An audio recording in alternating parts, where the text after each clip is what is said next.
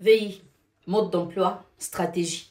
Est-ce que vous n'avez pas remarqué que les femmes qui ont tout dans leur vie, qui ont tout accompli, tombent le plus facilement dans le piège des VI? Vous savez, quand vous avez tendance à dire, moi, pour qu'un homme entre dans ma vie, il faut qu'il ait ci, il faut qu'il soit comme ça. Moi, je ne peux pas avoir affaire à quelqu'un qui est comme ci ou comme ça. En fait, vous parlez tellement que vous précisez déjà ce que l'homme devrait vous servir pour vous avoir. Et les VI sont des gens très patients et très observateurs. En général, le VI qui entre dans la vie de la femme déjà accomplie vient lui donner ce qu'elle n'a pas. C'est l'affection, c'est le temps, ce sont les sentiments. Il va vous servir ça à profusion. C'est le genre qui ne vous appellera pas par votre prénom, mais il a un petit prénom par lequel il vous appelle assez souvent. Et vous vous sentez vraiment différente parce que vous le comparez à tous ces autres qui étaient là des fois, qui n'avaient pas de temps pour vous.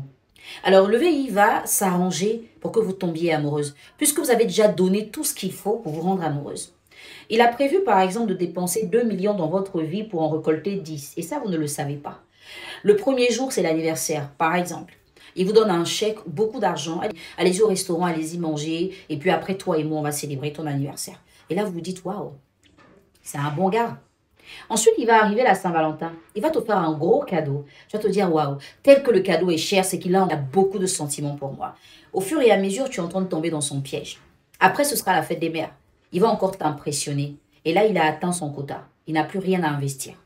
C'est maintenant qu'il commencera à parler de ses affaires en ta présence, sans compter qu'il aura de moins en moins de temps à passer avec toi. Et quand tu vas te plaindre, il te dira c'est le travail. Ça se passe un peu mal dernièrement. Et là, tu es à l'écoute parce que tu te dis, cet homme qui a dépensé autant d'argent pour moi mérite de rester dans ma vie. Et toi, tu es en train de préparer un grand projet dont tu voudrais qu'il finance. Tu n'as pas intérêt à ce que la relation prenne fin. Donc, tu commences à te battre pour que cet homme-là reste dans ta vie. Et là, quand il va se plaindre du fait que ses affaires ne marchent pas, ou que les gens traitent mal ses affaires, il va même des fois s'énerver devant toi et dire c'est bon, c'est fini, je ne fais plus ça. Et tu vas te retrouver être celle qui va le convaincre de continuer. Et il va tellement se braquer que tu vas lui dire des fois, ok, c'est pas grave. Comme tu dis qu'ils ont joué avec tes sous, c'est pas grave. Moi, je vais payer ce qu'il faut, tu vas me rembourser. Il t'a rien demandé, hein, tu as donné. Et quand tu donnes, tu te rends compte que tu patientes, rien ne vient.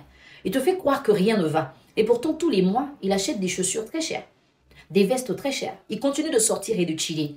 Il commence à t'énerver parce que, à la réalité, tu n'étais pas encore vraiment amoureuse. Tu commençais à tomber amoureuse. Et lui n'était pas vraiment amoureux de toi. Donc, quand tu commences à t'énerver, tu commences à lui prendre la tête, tu commences à faire des scènes de jalousie. Il veut t'éviter. Il est capable d'utiliser l'argent qu'il te doit pour séduire une autre femme.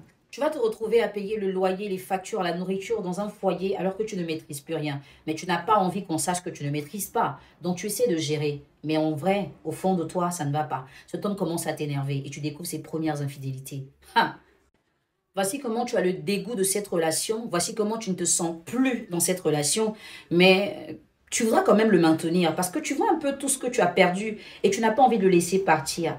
Cet homme, il était en mission dans ta vie parce que tu as trop envie de parler. Tu n'es pas un objet pour exiger une caution avant qu'on entre dans ta vie. Une relation amoureuse, ce n'est pas un partenariat d'affaires. C'est dans un partenariat qu'on dit j'investis 50%, tu envoies 50%. Quand on parle d'amour, on parle de sentiments et d'émotions. Quand on parle d'affaires, on parle d'argent. Il ne faut pas avoir l'habitude de mêler les deux et ne vous donnez pas toujours des airs de femme qui coûtent trop cher. Parce que la femme qui coûte cher, c'est celle qui n'a pas de prix. Une fois que vous vous fixez un prix, les gens sont capables d'aller chercher le prix que vous vous êtes fixé juste pour passer des nuits avec vous. Mais ils ne vont pas vous garder dans leur vie parce que vous ne représentez plus rien. Et je vous dis qu'une vraie femme, une vraie étoile, n'a pas besoin de demander qu'on lui donne. Et si vous tombez sur un homme qui vous aime vraiment, il est capable de vous donner sa vie, même si vous ne lui avez pas demandé quoi que ce soit. En général, vous tombez sur des gens qui vous plaisent, mais qui ne vous aiment pas.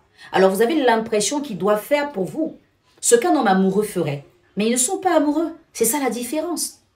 Faites attention et n'oubliez pas que le 14 février, je serai du côté du pavillon Latrille où on va aborder ce genre de questions à travers un dîner. Donc vous allez venir avec monsieur, madame, une amie, peut-être quelqu'un que vous draguez pour qu'on puisse discuter de ces choses. Ça va vous donner beaucoup d'informations, ça va vous ouvrir l'esprit, ça va vous discipliner et ça va vous emmener à ne pas tomber dans le piège de certaines personnes qui sont juste en mission dans votre vie et qui n'ont pas l'intention de vous rendre heureuse en vrai.